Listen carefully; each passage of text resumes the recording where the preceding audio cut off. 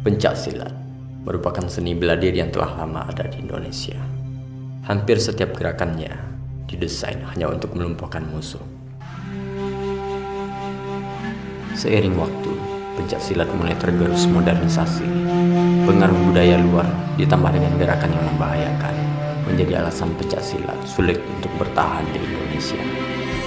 Ada beragam aliran silat yang tersebar di sepanjang pulau Sumatera dan Jawa. Ada dua aliran yang cukup tua dan berpengaruh di Indonesia. Aliran silat Tua Minang dengan kuncian dan kekeramannya, dan aliran Cimande dengan benturan fisik yang luar biasa. Mereka terkubur jauh dalam kegelapan, menunggu saat tepat untuk bangkit kembali, dan inilah saatnya.